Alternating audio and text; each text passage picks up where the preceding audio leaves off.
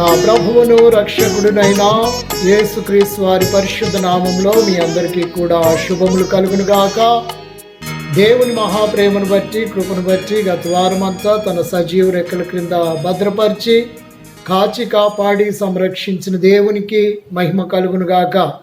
ఈ పునరుత్థాన దినమున దేవుని మందిర ఆవరణంలో మనమందరం కూడా పరిశుద్ధ వాతావరణముందు దేవుని యొక్క వాక్యమును వినడానికి, ఆయన ఆరాధించడానికి మన స్వగృహాల్లో మన గృహాల్లో మనం అందరం కూడా కూడుకొని దేవునికి ఈ రీతిగా మహిమపరిచే భాగ్యం ఇచ్చినందుకు దేవునికి స్తోత్రాలు. దేవుని సన్నిధిలో దేవుని యొక్క వర్తమానాన్ని విందాం. దానికంటే ముందుగా ఒక చక్కని పాచను విని దైవాశీర్వాదాలు పొందుదాం. మాతో కూడా కలిసి మీరు ఏకీభవించి పాడి ప్రభుని స్తుతించమని ప్రభు పేట ప్రేమతో కోరుచు ఉంటున్నాను.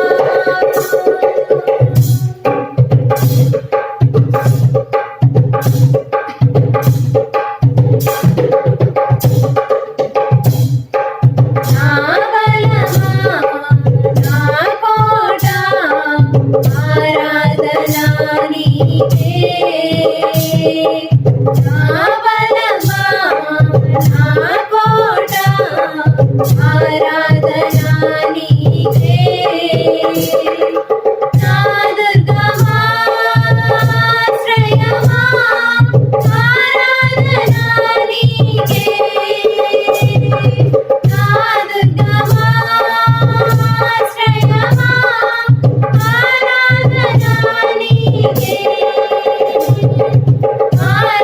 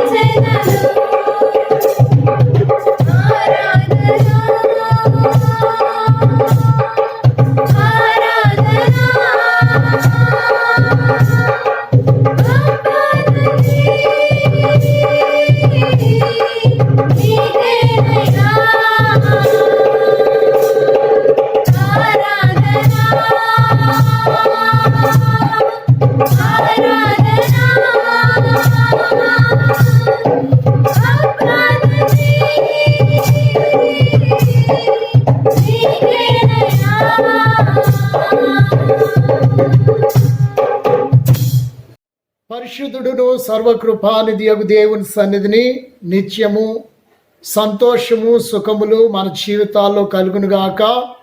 ఇంతవరకు వినిన పాటను బట్టి ఆరాధన బట్టి దేవునికి స్తోత్రాలు చెల్లిస్తూ ఉంచున్నాం. మరి యొక్క ఉన్నతమైన దినమున పరిశుద్ధమైన వర్తమానంలోనికి వెళ్ళి మనం దైవాశీర్వాదములు పొందుదాం. దేవుని యొక్క వాత్సల్యత ఇప్పుడు ఎప్పుడు ఎల్లప్పుడూ నిత్యము మనతో ఉండి నడిపించునుగాక. యోహాను సువార్తలో నుండి 20వ అధ్యాయము 23వ వచనాన్ని పరిశుద్ధ లేఖనంలో మనము చదివి ధ్యానించుకుందాం. మీరు ఎవరి పాపములు క్షమింతురో అవి వారికి క్షమింపబడును, ఎవరి పాపములు మీరు నిలిచి ఉండనిత్తురో అవి నిలిచి ఉండునని వారితో చెప్పెను. 22వ వచనాన్ని కూడా మనం చదువుకుందాం. ఆయన ఈ మాట చెప్పి వారి మీద ఊది, పరిశుద్ధాత్మను పొందుడి. మీరు ఎవరి పాపములు క్షమింతురో అవి వారికి క్షమింపబడును. దేవునికి మహిమా ఘనత ప్రభావములు కలుగునుగాక. యేసు ప్రభు వారు సమాధిలో నుండి పునరుత్థానుడై తిరిగి లేచినటువంటి దినమందు మరి దేవుని యందు ప్రియబిడ్డలారా, ఆ సాయంకాల సమయంలో మొదటిగా మరి మగ్దలేని మరియకు యేసు ప్రభు వారు కనిపించి మాట్లాడినట్టు మనం చూస్తూ ఉంచున్నాం.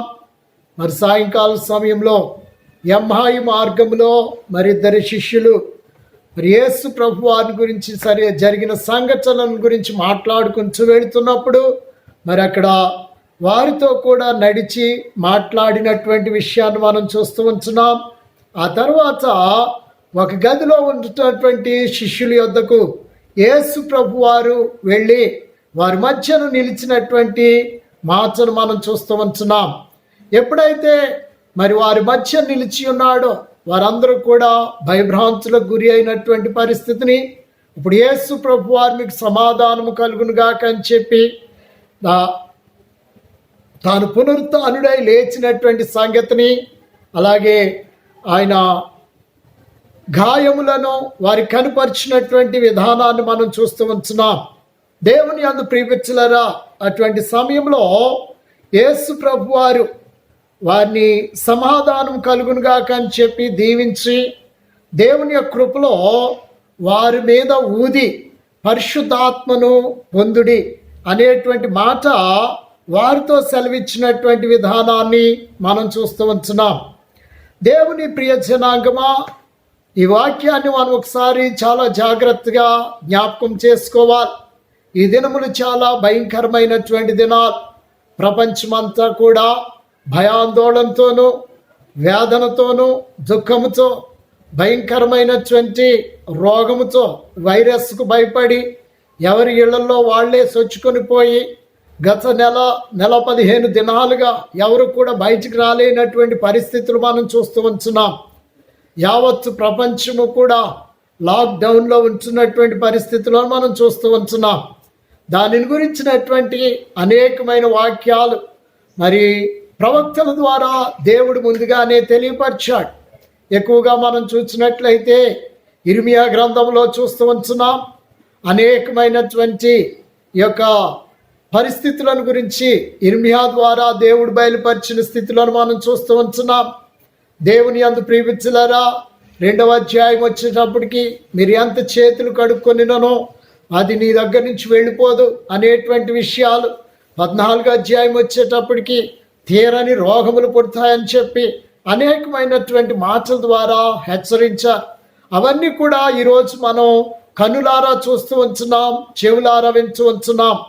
అయినప్పటికీ కూడా ఇంకా చాలామంది మరి మేల్కొల్పు లేనటువంటి వారిగా, మనోనేత్రాలు తెరవబడలేనటువంటి వారిగా ఆ యొక్క గృహాల్లో నిర్బంధించబడినప్పటికీ ప్రార్థన కానీ భయభక్తులు కానీ వాక్యము కానీ లేనటువంటి వారిగా తన జీవితాల్లో వ్యర్థమైనటువంటి విషయాలకు సమయాన్ని ఇచ్చేవారిగా మార్చబడిపోయారు. చాలామందికి నేను ఫోన్లో మాట్లాడుతూ ఉంచున్నప్పుడు, వారిని కాంటాక్ట్ చేస్తూ ఉంచున్నప్పుడు చాలామంది నాతో పంచుకున్నటువంటి విషయాలు, బైబిల్ కంప్లీట్ చేయాలనుకుంటున్నామండి, బైబిల్లో ఉంచున్నటువంటి మర్మాలన్నీ కూడా తెలుసుకుని దాని ప్రకారం ప్రభుతో కూడా జీవించాలనుకుంటున్నామని చాలామంది జవాబు చెప్తూ ఉంటున్నారు. కొంతమంది జీవితాల్లో చూసినప్పుడు ఏమీ లేదు, తింటున్నాం, పడుకుంటున్నాం, కూర్చుంటున్నాం ఆటలాడుతూ ఉంటున్నాం అనేటువంటి విషయాలు ఎంతోమంది తెలియపరుస్తూ ఉంటున్నారు. దేవుని యందు ప్రియమిత్రులారా, ఇటువంటి వైరస్లు, రోగాలు, భయంకరమైన వ్యాధులు, ఇంతకంటే భయంకరమైన క్లిష్ట పరిస్థితులు, లేకపోతే ఒకవేళ సాతాను యొక్క పరిపాలన, దేవుణ్ణి ఆరాధించేటువంటి ఆ యొక్క అధికారం కూడా లేనటువంటి పరిస్థితులు రావచ్చు. ఇవన్నీ కూడా బైబిల్ ముందుగానే చెప్పబడుతూ ఉంటుంది. అవి వస్తూ ఉంటాయి, పోతూ ఉంటాయి. అవసరమైతే సంవత్సరాల తరబడి మన మధ్యన ఉండొచ్చు.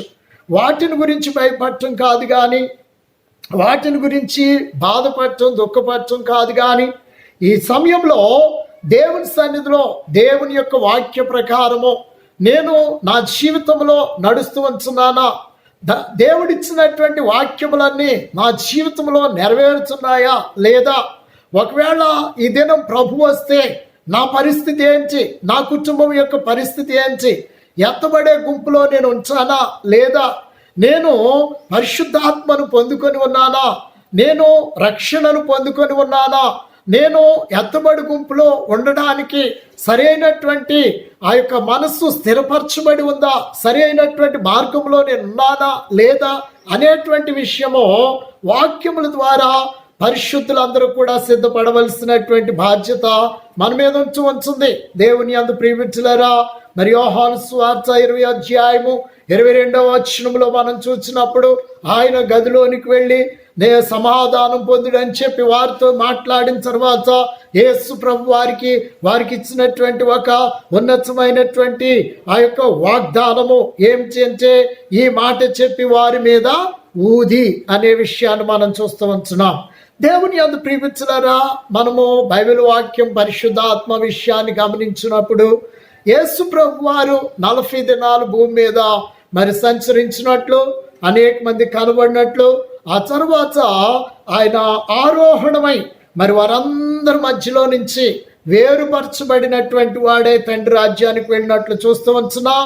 ఆయన వెళుతూ నేను మీ కొరకు ఆదరణకర్తను పంపిస్తాను, మరి వచ్చే వరకు మీరు యెరూషలేమును విడిచి వెళ్ళవద్దు అని చెప్పి వెళ్ళినట్లు వారు అలాగనే 10 దినాలు మరి యెరూషలేము మేడగదిలో 120 మంది కూర్చొని అక్కడ దేవుడు పంపించేటువంటి ఆ యొక్క ఉన్నతమైన ఆదరణకర్త కొరకు ఎదురు చూస్తూ ఉంటున్నారు.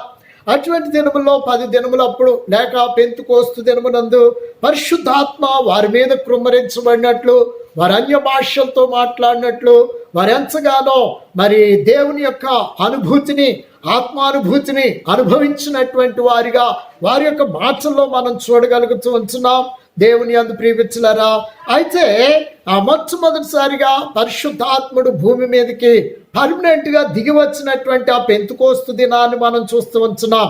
దానికంటే ముందుగా యేసు ప్రభు వారు పునరుత్థానుడై తిరిగి లేచినటువంటి ఆదివార దినమందు వారితో చెప్పి వారి మీద ఊది పరిశుద్ధాత్మ పొందుడి అనేటువంటి మాటను మనం చూస్తూ ఉంటున్నాం. ఈ విషయంలో మనం కొంచెం దేవుని యొక్క వాక్యంలో లోతుగా ధ్యానించవలసినటువంటి వారముగా ఉంచున్నాం.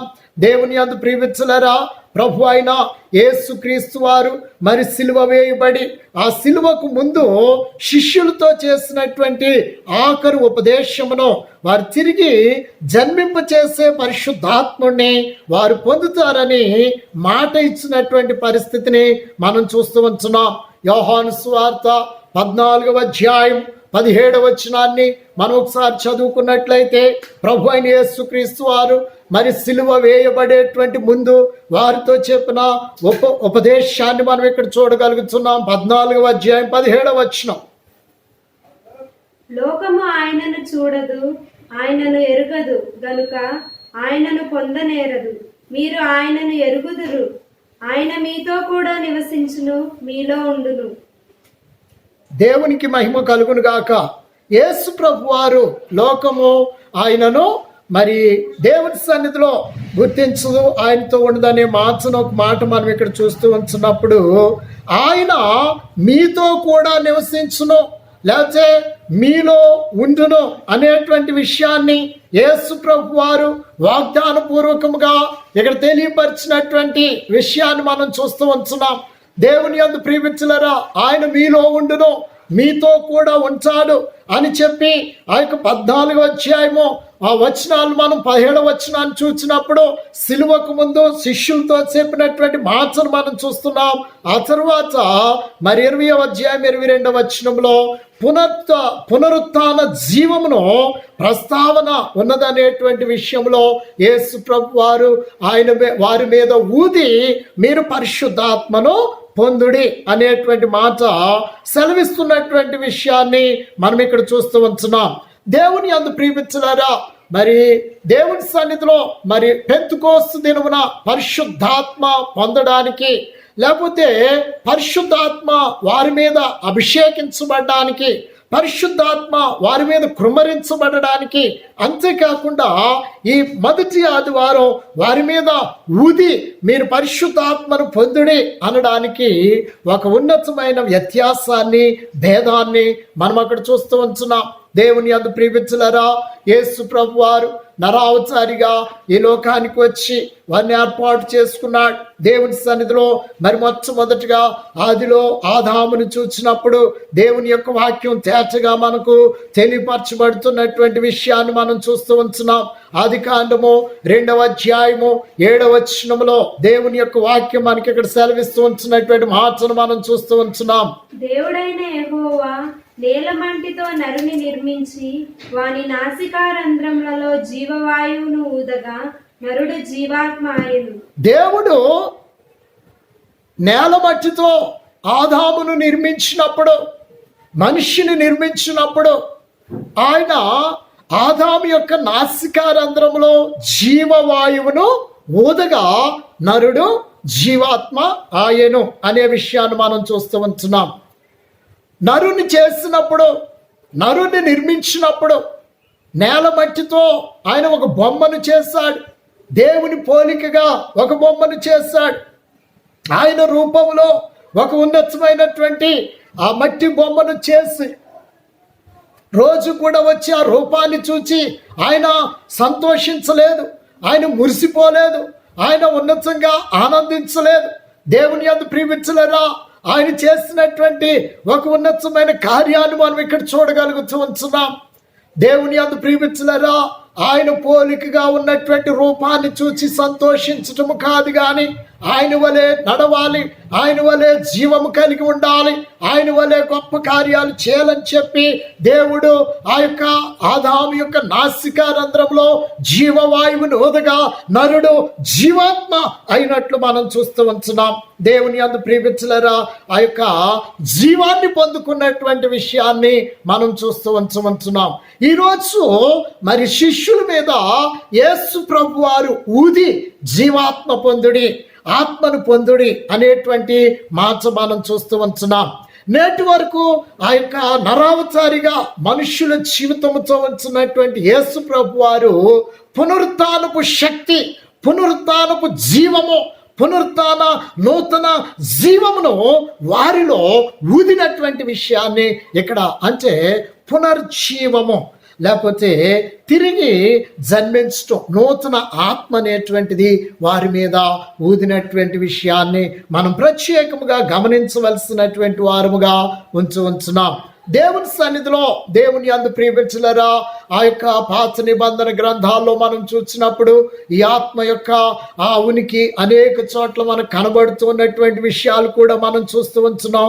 యెహెజ్కేలు గ్రంథము 37వ అధ్యాయంలో చూసినట్లయితే ఆ 9వ వచనానికి వచ్చేటప్పటికి భక్తుడైనటువంటి యెహెజ్కేలు, ప్రవక్త అయిన యెహెజ్కేలు ద్వారా ప్రభు సెలవిచ్చినటువంటి మాటను మనం చూసినట్లయితే, అప్పుడు ఆయన నరపుత్రుడా జీవాత్మ వచ్చినట్లు ప్రవచించి ఇట్లనమో ప్రభువగు యెహోవా సెలవిచ్చినది ఏమనగా, జీవాత్మ నలు దిక్కుల నుండి వచ్చి హతులైన వీరు బ్రతుకున్నట్లు వారి మీద ఊపిరి విడువమో ఆయన నాకు ఆజ్ఞాపించినట్లు. దేవునికి మహిమ కలుగును గాక. నరపుత్రుడా, హతులైనటువంటి వీరి మీద, ఎండిపోయినటువంటి ఎముకల మీద, నశించిపోతున్నటువంటి ఆ భయంకరమైనటువంటి ఎముకల మీద ప్రభు అయినటువంటి దేవుడు చెబుతూ ఉంటున్నాడు, నరపుత్రుడా నీవు హతులైనటువంటి వీరు బ్రతుకున్నట్లు వారి మీద జీవాత్మను విడిచిపెట్టు, లేకపోతే ఊపిరి విడువు, వారందరూ కూడా బ్రతుకున్నట్లు వారితో ఈ మాట చెప్పమని ప్రభు సెలవిస్తూ ఉంటున్నాడు. దేవుని యందు ప్రియమిత్రులారా, జీవాత్మ లేకపోతే పరిశుద్ధాత్మ లేకపోతే దేవుని యొక్క ఊపిరి అనే విషయాలు మనం ఇక్కడ చూస్తూ ఉంటున్నాం. దేవుని సన్నిధిలో మరి ఈ యొక్క శిష్యులు యేసు ప్రభు వారి వెంట 3.5 సంవత్సరాలు సేవా పరిచర్యలో వారు ఎంతో ఉన్నతమైనటువంటి మెలకువలు నేర్చుకున్నారు, ఎంతో ఉన్నతమైనటువంటి సేవా పరిచర్యను వారు అనుభవించారు, ఎంతో చూచారు.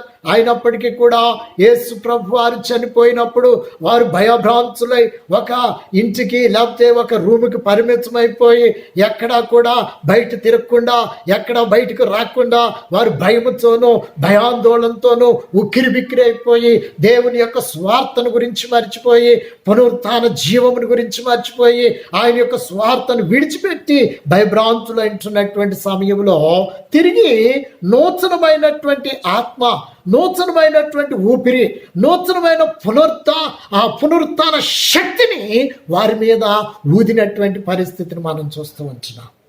ఇక్కడ యెహెజ్కేలు గ్రంథంలో చెప్తూ ఉంటున్నాడు, హతులైనటువంటి వీరు బ్రతుకున్నట్లు, ఎండిపోయినటువంటి ఎముకలన్నీ కూడా బ్రతుకున్నట్లు, ఎండిపోయినటువంటి ఎముకలలో జీవము కలుగునట్లు, ఈ యొక్క ఎండిపోయిన ఎముకలన్నీ కూడా తిరిగి జీవించున్నట్లు వారితో ఈ మాటలు చెప్పుము.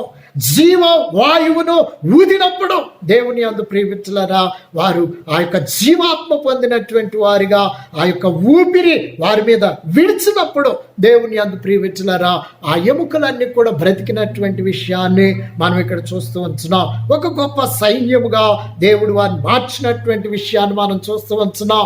ఆ ఎముకలతో సెలవిస్తూ ఉంటున్నాడు, మీరు మాంసమును కప్పుకోమని, చర్మాన్ని కప్పుకోమని, లేకపోతే మీరందరూ కూడా జీవం కలిగి ఉండమని యెహెజ్కేలు ఒక్కొక్క మాట ప్రవచిస్తూ ఉంటుంటే యెహెజ్కేలు ప్రవచించిన మాట ప్రకారము ఆ ఎముకలన్నీ కూడా లేపబడి మరలా జీవం పొందుకొని మూలుగులతో కోల్చబడి దానికి మాంసం పచ్చబడి ఆ తర్వాత చర్మం కప్పబడి వారు ఒక గొప్ప సైన్యముగాను ఎంత శూరులుగా మార్చబడినటువంటి ఆ యొక్క విధానాన్ని మనం చూస్తూ ఉంటున్నాం. యోహాను సువార్తలో మరి 20:22 చెప్పినటువంటి మాట ఇదే మాటగా మనం చూస్తూ ఉంటున్నాం. దేవుని యందు ప్రియమిత్రులారా, పునరుత్థాన జీవము, పునరుత్థానమైనటువంటి శక్తి, పునరుత్థానమైనటువంటి ఆ యొక్క నూతన జీవాన్ని, నూతన సృష్టిని ఉనికిలోనికి తేవలసినటువంటిదిగా ఆత్మను ఆజ్ఞాపించినటువంటి విషయాన్ని మనం ఇక్కడ చూస్తూ ఉంటున్నాం. దేవుని యందు ప్రియమిత్రులారా వారి మీద ఊది వారిని పరిశుద్ధాత్మ పొందుడి అనేటువంటి మాటను వారి మీద ప్రయోగించినటువంటి విషయాన్ని మనము చూస్తూ ఉంటున్నాం.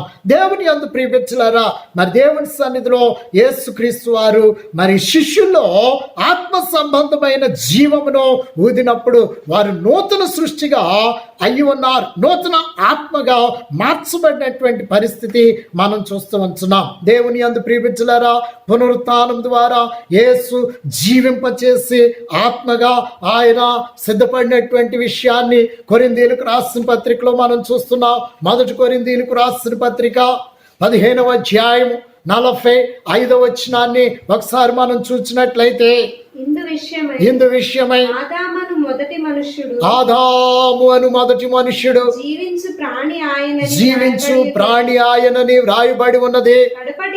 కడపటి ఆదాము జీవింపచేయు ఆత్మ ఆయను. దేవునికి మహిమ కలుగును గాక. మొదటి ఆదాము జీవించుచున్న ఆత్మ మనవలే ఒక మనిషిగా దేవుని యందు ప్రియమిత్రులారా ఒక నరుడిగా మానవుడిగా జీవించుతున్నాడు. కడపటి ఆదాము అనగా ప్రభు అయిన యేసుక్రీస్తు వారు జీవింపచేయు ఆత్మ, నూతన జీవమును, నూతన బలమును, నూతన ఆత్మను అనుగ్రహించు ఆత్మయ్య ఉన్నాడని పరిశుద్ధ లేఖనము మనకి ఇక్కడ స్పష్టంగా తెలియపరుస్తున్నటువంటి విధానాన్ని మనం చూస్తూ ఉంటున్నాం. కాబట్టి దేవుని యందు ప్రియమిత్రులారా ప్రతి ఒక్క దేవుని బిడ్డలు, క్రైస్తవ బిడ్డలు, దేవుని యొక్క ఉన్నతమైన జనాంగం ప్రతి ఒక్కరము కూడా దేవుని సన్నిధిలో పునరుత్థాన జీవమును, పునరుత్థాన ఆత్మను, పునరుత్థాన బలమును మనం పొందుకోవలసినటువంటి వారమై ఉంటున్నాం. దేవుని యందు ప్రియబిడ్డలారా, కేవలము జీవించేటువంటి ఆత్మలమే కాకుండా జీవింపచేయు ఆత్మ యొక్క నూతనమైన ఊపిరిని మనం పొందుకొని పరిశుద్ధాత్మతో నింపబడినటువంటి వారముగా మనం ఉండాలని దేవుని యొక్క వాక్యము చక్కగా సెలవిస్తున్నటువంటి విధానాన్ని మనం చూస్తూ ఉంటున్నాం. దేవుని యందు ప్రియబిడ్డలారా, అందుకే శిష్యులతో ప్రభు అంటున్నాడు, మీరు పరిశుద్ధాత్మ పొందుడి. పరిశుద్ధాత్మ పొందుట అనేటువంటిది చాలా ప్రాముఖ్యమైనటువంటి విషయమే. ఎందుకు అంటే దేవుని యందు ప్రియబిడ్డలారా, మరి పరిశుద్ధాత్మను గురించి లేఖనాలు చాలా జాగ్రత్తగా పరిశీలించినట్లయితే మనమందరం కూడా భక్తుడైనటువంటి యోహాను ఆ సువార్తను ప్రకటించి మొదలుపెట్టినప్పుడు ఆయన బాప్తిస్మాన్ని ప్రారంభించాడు. బాప్తిస్మం పొందుడి అనే విషయాన్ని, ఒక క్రొత్త విషయాన్ని ఆ తెర మీదకి తీసుకొచ్చినట్లు మనం చూస్తూ ఉంటున్నాం. అప్పటి వరకు కూడా యూదులు లేకపోతే ఇశ్రాయేలీలు సున్నతి అనేటువంటి కార్యక్రమం ద్వారా దేవుని పిల్లలుగా, దేవుని జనాంగముగా పిలువబడ్డారు. కానీ యేసు ప్రభు వారు మరి ఆయన పుట్టిన దినాల్లో భక్తుడైనటువంటి ప్రవక్త అయినటువంటి యోహాను వారిని ఉద్దేశించి, మీరు మారు మనసు పొందండి, బాప్తిస్మం పొందండి అని చెప్పి యోర్దాను నదిలో బాప్తిస్మం ఇవ్వటం మొదలుపెట్టాడు. మరి యూదులు లేకపోతే ఇశ్రాయేలీలు మేమందరం కూడా మోషే ధర్మశాస్త్ర ప్రకారం, దేవుని ఆజ్ఞ ప్రకారం సున్నతి పొందిన జనాంగం అని చెప్పి ఆ యొక్క బాప్తిస్మమును వారు ఏమాత్రము కూడా తిరస్కరించలేదు. ఆ యొక్క యోహాను ప్రవక్త అయిన యోహాను మాటను వారు విన్నారు. వారు విని దేవునికి లోబడి ఉన్నారు, ఆ మాటకు లోబడ్డారు. వారందరూ కూడా తమ తమ పాపములను ఒప్పుకున్నారు. ఆ యొక్క యోర్దాను నదిలో బాప్తిస్మం పొందుట మనం చూస్తూ ఉంటున్నాం. వారే కాదు, శాస్త్రులైనా పరిసయ్యులు కూడా అయ్యో బాప్తిస్మం పొందకపోతే యూదులందరూ మనల్ని వెలివేస్తారేమో, పొందితే ఏ విధంగా ఉంచదు అంటూనే వారు ఆ యొక్క యోహాను దగ్గరికి వచ్చి మరి నీటిలో బాప్తిస్మం తీసుకొనిచున్నప్పుడు వారిని గురించి యోహాను అంటాడు, సర్పసంతానమా, రాబో ఉగ్రత నుండి తప్పించుకొనుటకు మీకు బుద్ధి నేర్పిన వాడు ఎవడు అనేటువంటి మాటను అక్కడ వారిని గురించి ఉపయోగించినటువంటి పరిస్థితిని మనం చూస్తున్నాం. రాబో ఉగ్రత నుండి మనల్ని తప్పించుకొనుట, రాబో ఉగ్రత నుండి విమోచించబడుట, దేవుని రాకడ దినమందు సకల పరిశుద్ధులతో నీతిమంతులతో ఆయన రాజ్యమందు మనము ఎత్తబడి గుంపులో ఉండుట అనేటువంటి విషయాన్ని మనం చాలా జాగ్రత్తగా జ్ఞాపకం చేసుకున్నట్లయితే, బాప్తిస్మం ఇస్తూ అంటూ ఉంటాడు కదా, రాబో ఉగ్రత నుండి తప్పించుకొనుటకు మీకు బుద్ధి నేర్పిన వాడు ఎవడో అని చెప్పి వారితో సంభాషించినటువంటి విషయాన్ని మనం చూస్తూ ఉంటున్నాం. ఈ బాప్తిస్మం పొందటం లేకపోతే నీటిలో బాప్తిస్మం పొంది రక్షించబడటం అనేటువంటిది దేవుని యందు ప్రియమిత్రులారా రాబోయేటువంటి ఉగ్రతలో నుండి తప్పించబడుట, దేవుని కుమారుడిగా కుమార్తెగా మనం బహిర్గత ఒప్పుకోలు చేసి ఆయన మన స్వంత రక్షకునిగా అంగీకరించి ఆయనను మనం స్వీకరించడానికి ఒక సూచనగా కనబడుతూ ఉంటుంది. మరి యేసు ప్రభు వారు కూడా ఆ దినాల్లో మరి భూమి మీద సంచరిస్తూ ఉంటున్నప్పుడు ఆ గడియలో యోర్దాను నది వద్దకు వచ్చినట్లు మనం చూస్తూ ఉంటున్నాం. ఆయన మనిషి కుమారుడైనప్పటికీ కూడా, పాపము లేనటువంటి వాడైనప్పటికీ కూడా, పాపరహితుడైనప్పటికీ కూడా ఆయన కూడా ఆ యొక్క యోర్దాను నదిలోనికి దిగి యోహాను చేత బాప్తిస్మం పొందుట మనం చూస్తూ ఉంటున్నాం.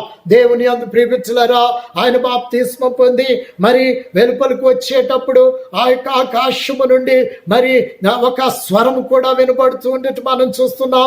పరిశుద్ధాత్మ పావురము వలె ఆయన మీద వ్రాలినట్లు మనం చూస్తూ ఉంటున్నాం.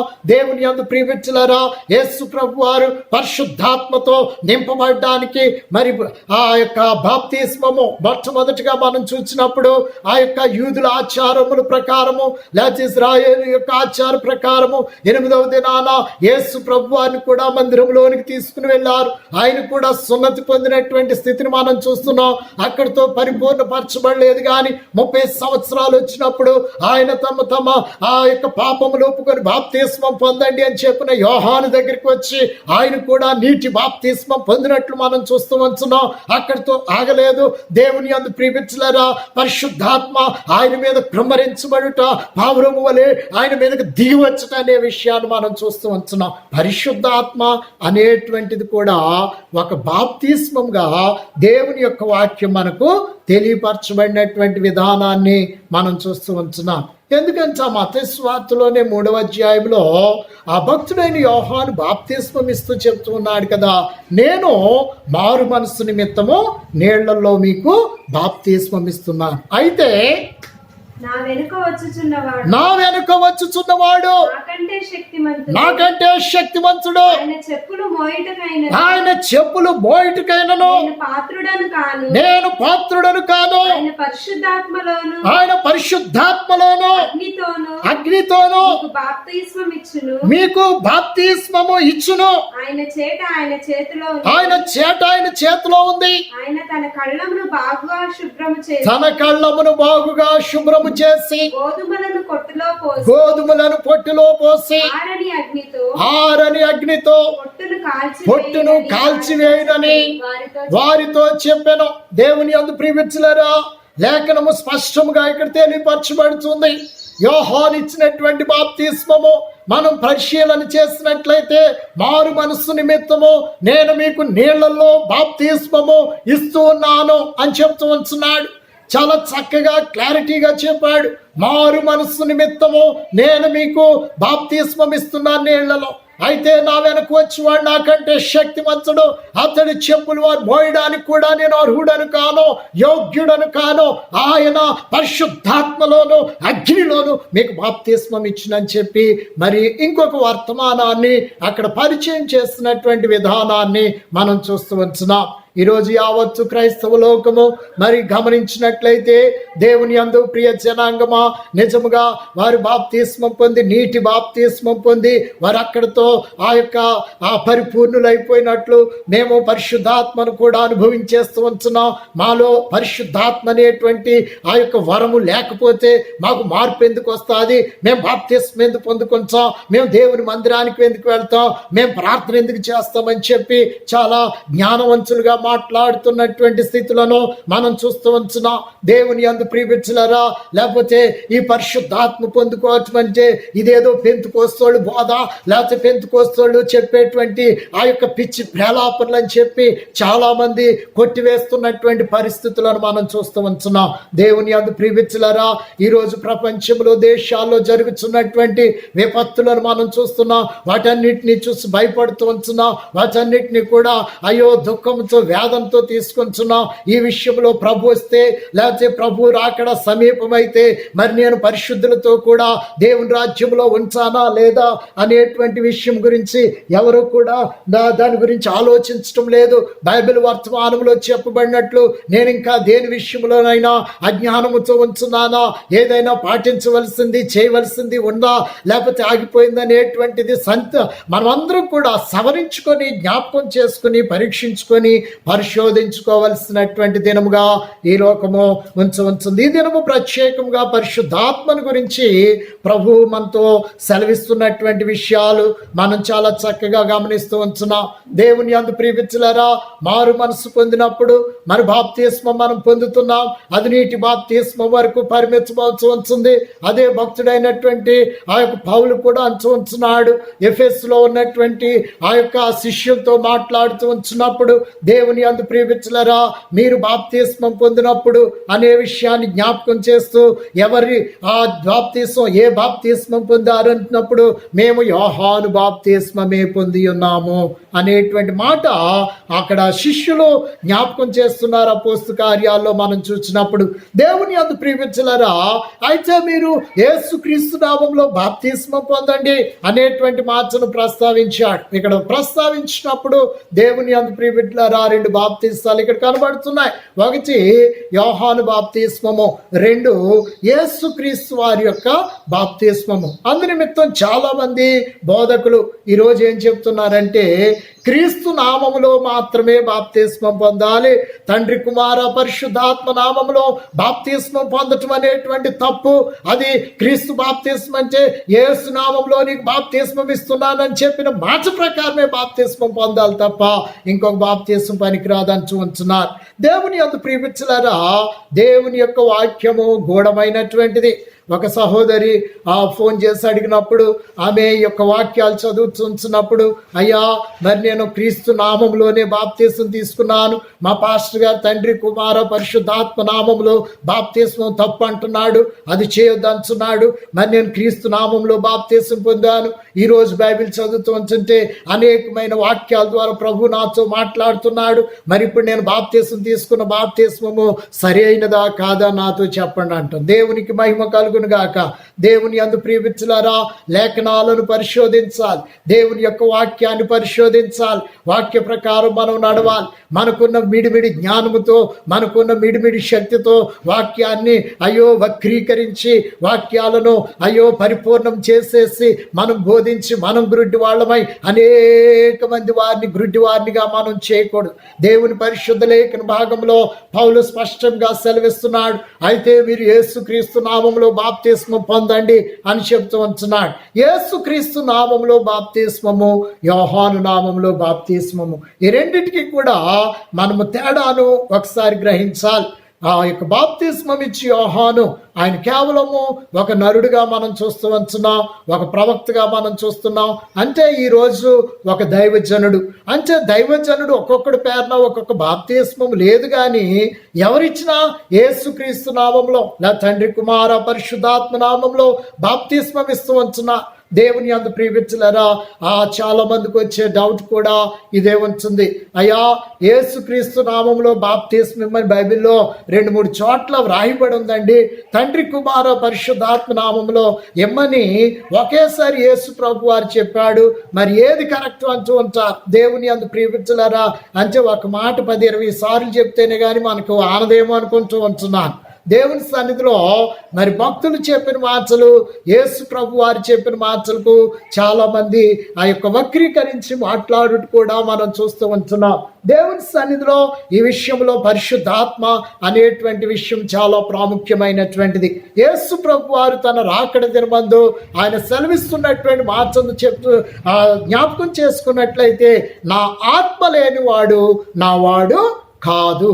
ఆమేన్. ఇది చాలా ప్రాముఖ్యమైనటువంటి విషయం.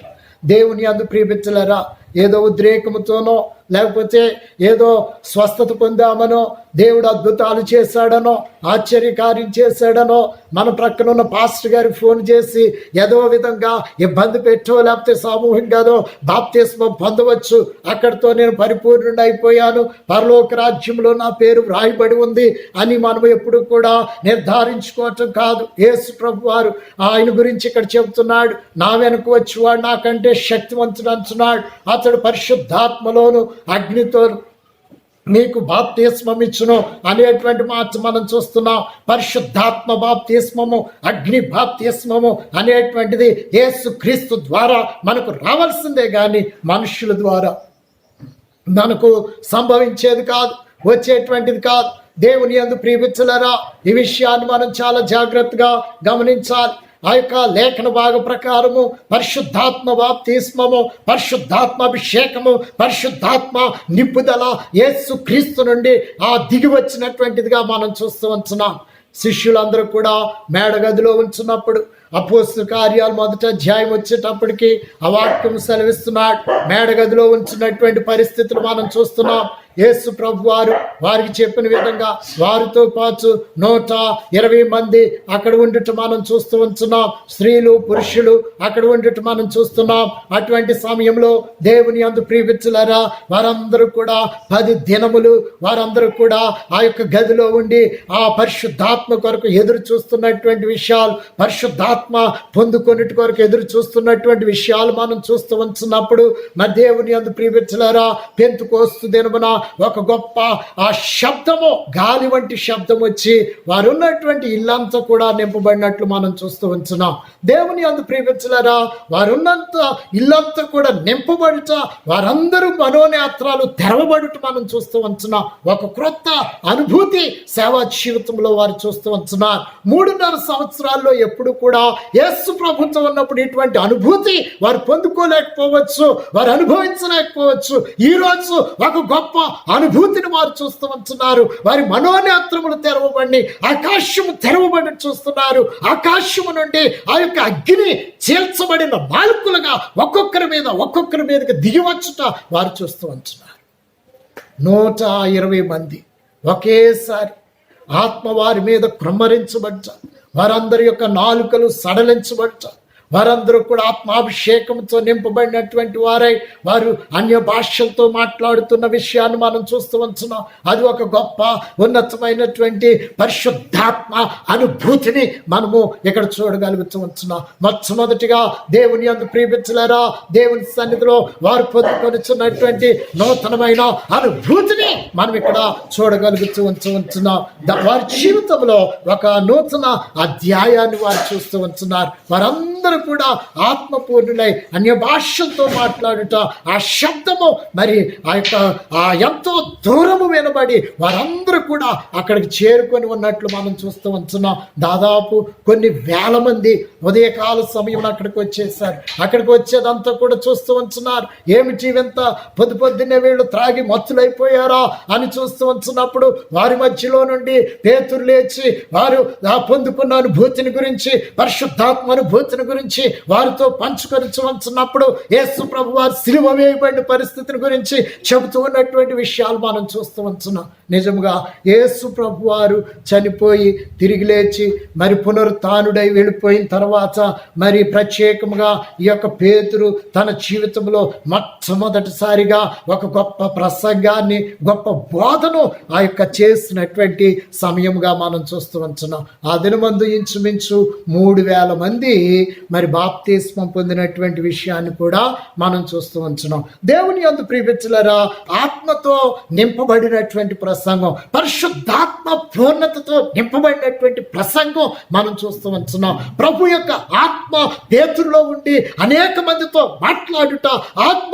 తానే వారి మధ్యలో ఉండి మాట్లాడుట మనం చూస్తూ ఉంటున్నాం. దేవుని యందు ప్రియమిత్రులారా, ఈరోజు పుస్తక జ్ఞానముతోటి, మనకున్నటువంటి తెలివితేటలతో, మనకున్నటువంటి నోటి యొక్క వాగ్దాటితో, మనకున్న తెలివితేటలతో ఎన్ని విధాలుగా మలిచి చెప్పిన మనుషులలో మార్పు అనేటువంటిది రాదు. దేవుని యందు ప్రియమిత్రులారా, సేవకులు ఎప్పుడైతే ప్రభు అయిన యేసుక్రీస్తు వారి మీద, పరిశుద్ధాత్మ మీద మరి ఆధారపడుతూ ఉంటారో, ఆత్మాభిషేకంతో ఎప్పుడు నింపబడుతూ ఉంటారో, అప్పుడు ఒక గొప్ప అద్భుతాలు, గొప్ప రక్షణ, గొప్ప మార్పు అనేటువంటిది మనం చూడగలుగుతూ ఉంటున్నాం. దేవుని యందు ప్రియమిత్రులారా, మరి శిష్యులు మేడగది అనుభూతి, ఇది చాలా ప్రాముఖ్యమైనటువంటి విషయం.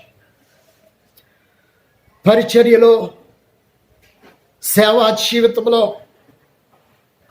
క్రైస్తవ జీవితంలో ఇది చాలా ప్రాముఖ్యమైనటువంటి విషయంగా మనం చూస్తూ ఉంటున్నాం. ఒక నూతనమైన అనుభూతిని మనం పొందుకోవడానికి అనుభూతిని మనం చూస్తూ ఉంటున్నాం. ప్రతి ఒక్క సేవకుడు, ప్రతి ఒక్క బోధకులు, విశ్వాసులందరికీ కూడా ఇటువంటి అనుభూతి చాలా ప్రాముఖ్యమైనటువంటిది అనే విషయాన్ని కూడా మనం తెలుసుకోవలసినటువంటి వారమై ఉంటున్నాం. మేడగది అనుభవం, అనుభూతి. దేవుని యందు ప్రియమిత్రులారా, దేవుని ద్వారా మనం పొందుకునేటువంటి ఆత్మాభిషేకం, పరిశుద్ధాత్ముడు మనలో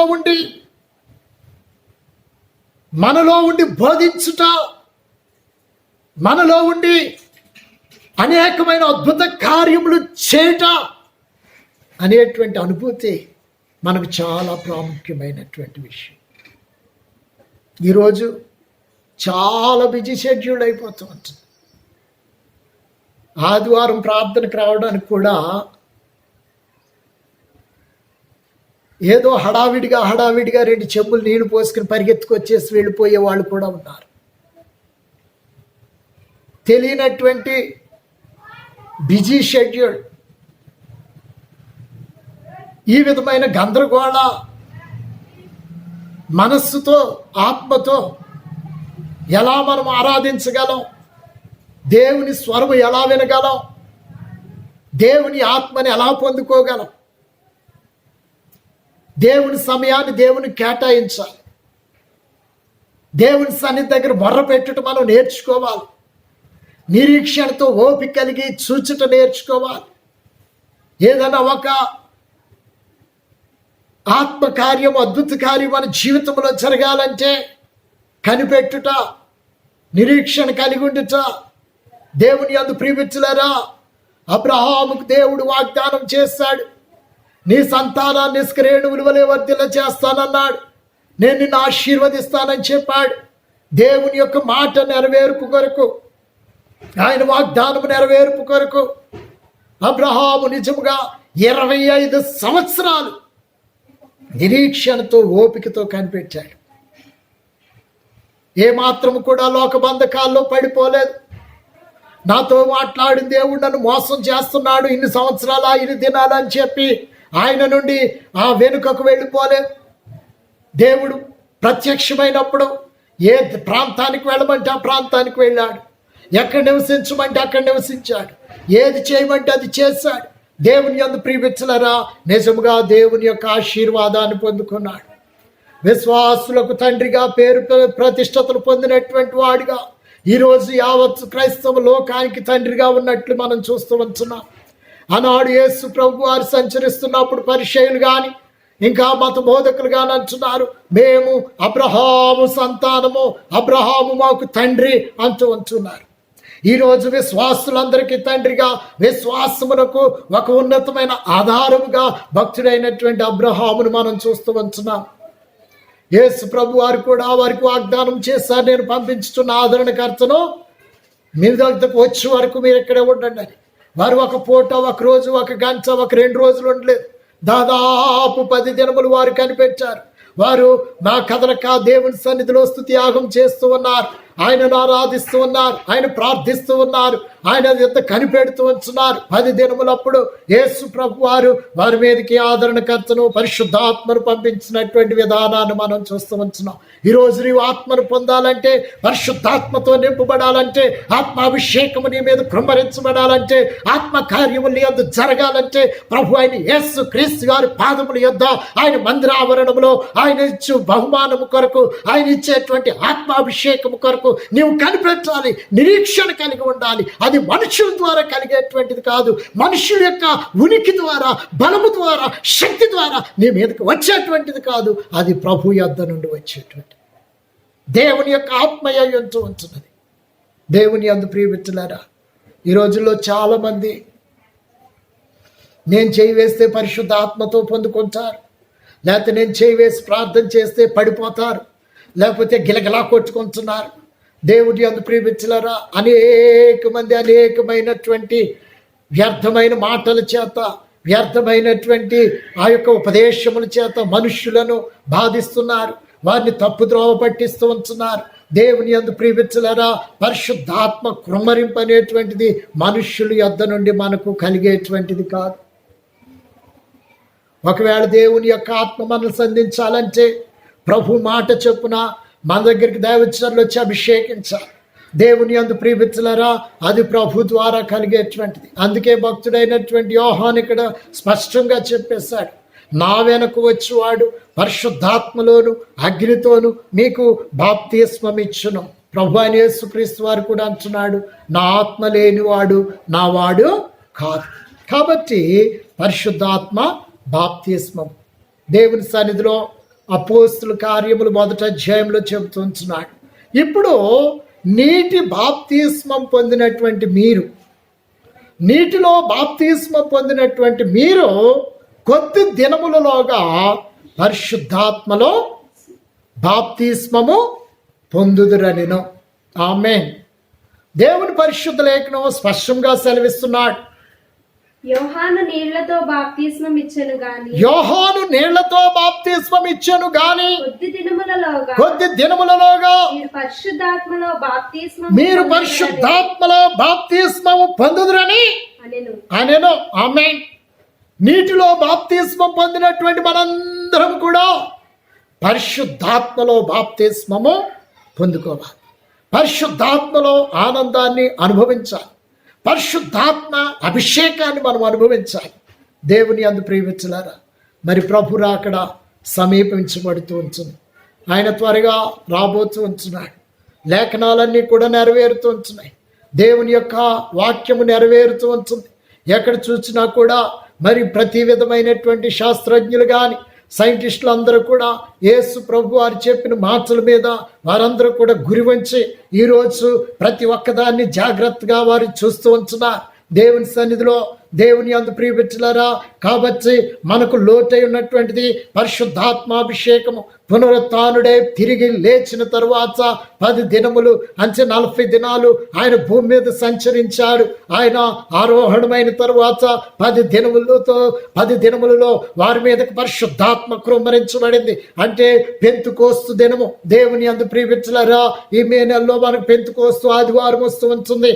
ఈ పెంతుకోస్తు ఆదివారం దినమున వారందరూ కూడా పరిశుద్ధాత్మతో నింపబడిన రీతిగా నీవు నేను కూడా మనకు లోటై ఉన్నటువంటి దానిని పరిశుద్ధాత్మను పొందుకోవలసినటువంటి ఆవశ్యకత మన మీద ఉన్నది.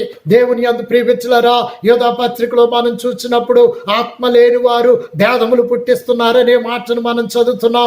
ఆత్మ లేని వారు ప్రకృతి సంబంధులనే మాటను మనం చూస్తూ ఉంటున్నాం.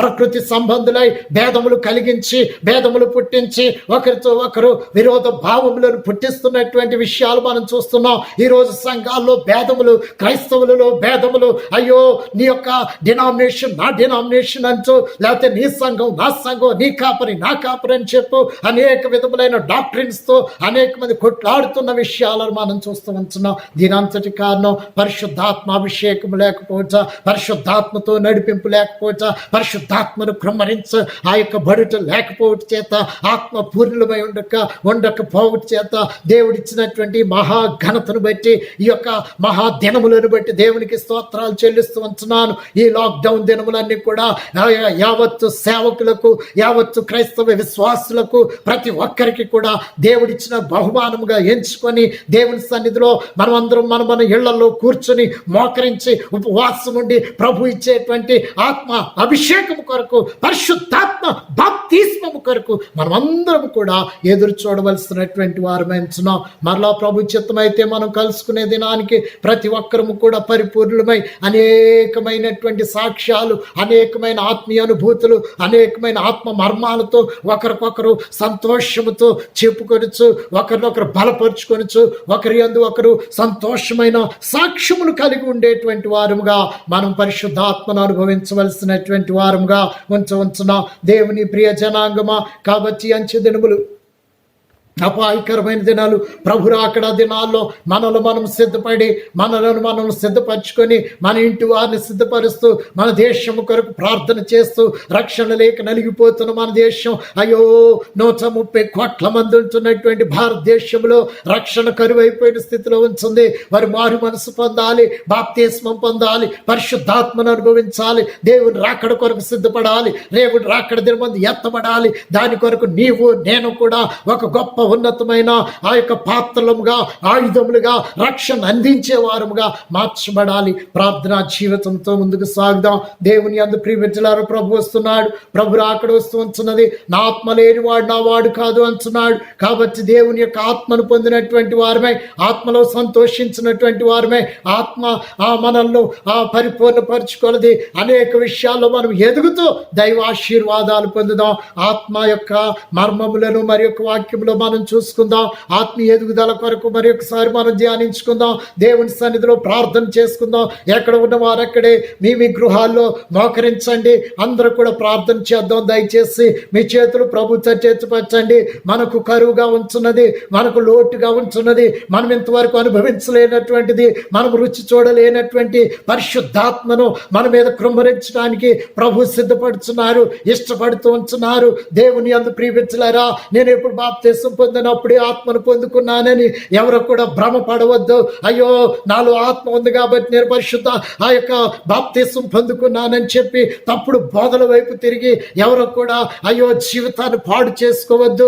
ఈ అంచె దినము చాలా ప్రాముఖ్యమైనటువంటి దినము. ప్రభు నీతో మాట్లాడుతున్నటువంటి సమయము, నిన్ను ప్రభు హెచ్చరిస్తున్నటువంటి సమయము, నిన్ను అభిషేకించినటువంటి సమయము. దేవుని సన్నిధిలో మన జీవితాలను ప్రభు తట్టెత్తి పడదాం, మన హృదయాలను ప్రభు తట్టెత్తి పడదాం. పరచబడదాం. మన యొక్క జీవితాలు ప్రభు తట్టు ఎత్తుపట్టి, ప్రభువా నీ పరిశుద్ధాత్మ నాపై కృమ్మరించండి, నీ ఆత్మ నివసించుటకు అనుకూలంగా నా హృదయాన్ని మార్చండి ప్రభువా, నా తలంపులను మార్చండి ప్రభువా.